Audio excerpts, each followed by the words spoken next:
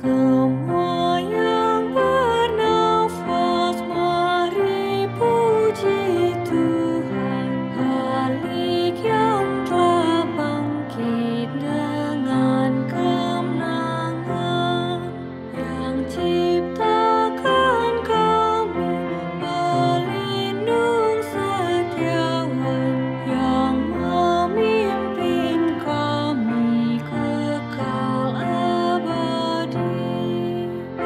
Janjinya kibarkan terangnya di depan tiang api terang di malam hari, sehingga bayang dan kegelapan menepi saat terang surga makin bersinar. Bintang di angkasa menurut perintahnya, matahari tetap terang bercahaya. Sungai, mata air, gunung serta lembah, samudra raya nyatakan kuasa-Nya. Kami menyanyi dengan penuh kesukaan, dengan sukacita sembahlah Dia, hingga semua makhluk bersama bersyukur, memuji hosana bagi Sang Raja.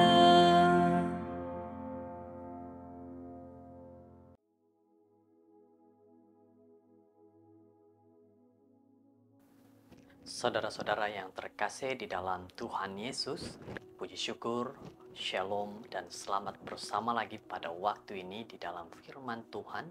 Semoga apapun yang akan kita pelajari dan dengarkan hari ini, semuanya menjadi nasihat yang terbaik bagi kita. Kita teruskan renungan hari ini dengan doa. Tuhan Allah Bapa di surga, terima kasih kebaikan-Mu, kemurahan-Mu. Kami dapat berkumpul saat ini, mendengar firman-Mu. Pujikan kami hanya kepada Engkau saja. Terima kasih di dalam nama Yesus. Amin.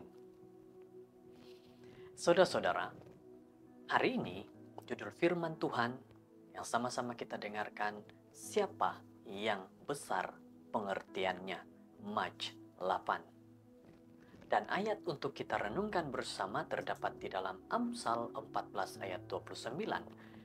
Orang yang sabar besar pengertiannya, tetapi siapa cepat marah membesarkan kebodohan.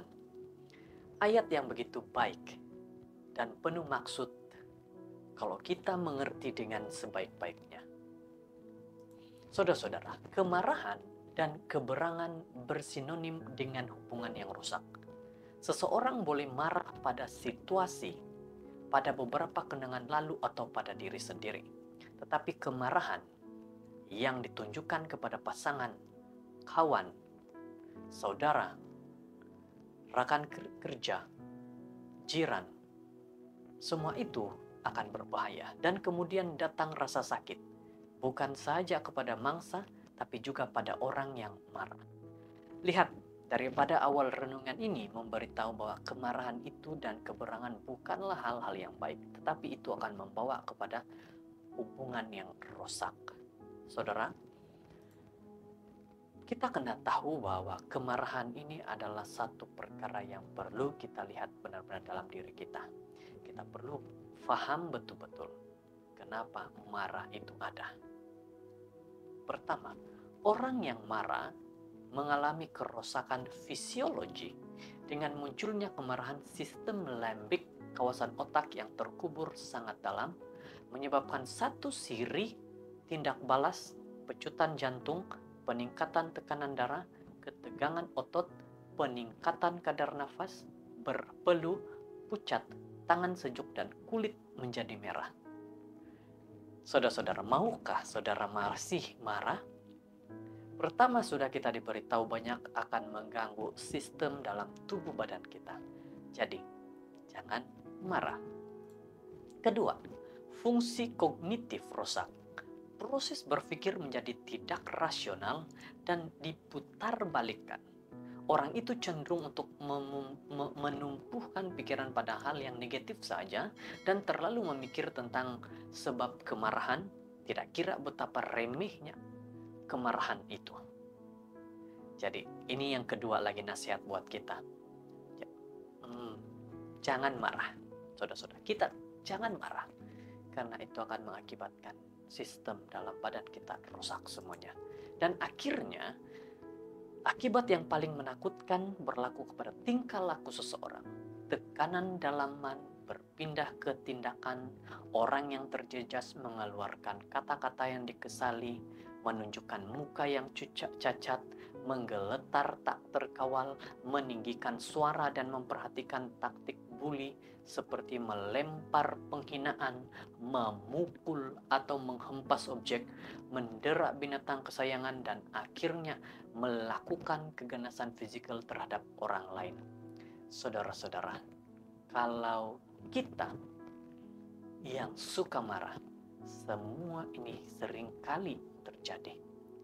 Firman Tuhan berkata, adalah bodoh untuk cepat marah. Lebih baik meredahkan kemarahan. Mari ikuti nasihat firman Tuhan agar menjadi orang yang lebih baik dan berguna. Kemarahan merosakkan hubungan interpersonal, malah membawa kepada implikasi moral. Yesus berkata, tetapi aku berkata kepadamu, setiap orang yang marah terhadap saudaranya harus dihukum.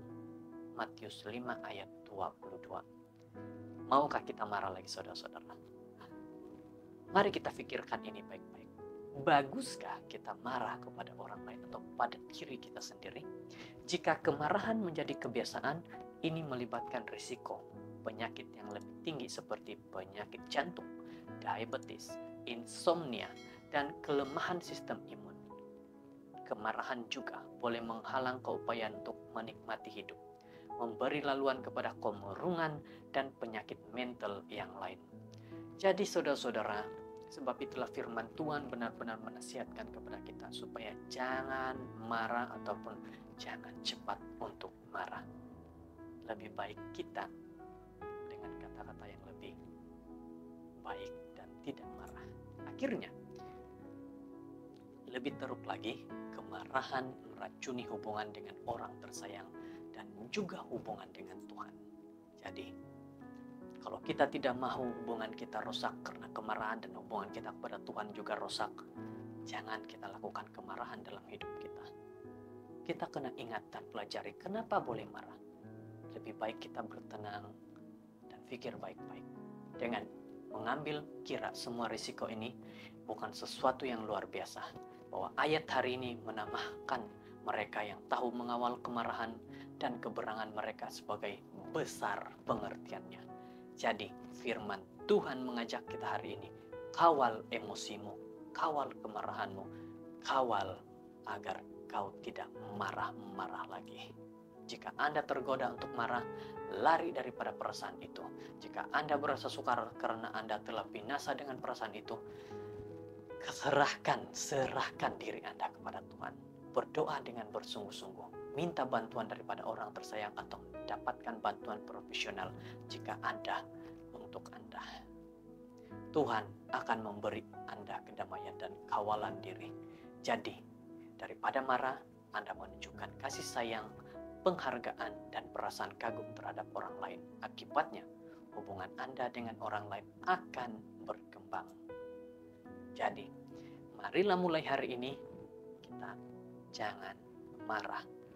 Ingatlah firman Tuhan yang berkata kepada kita bahwa yang besar pengertian adalah orang yang mengawal amarahnya, mengawal marah, dan dapat mengeluarkan kata-kata yang bijak.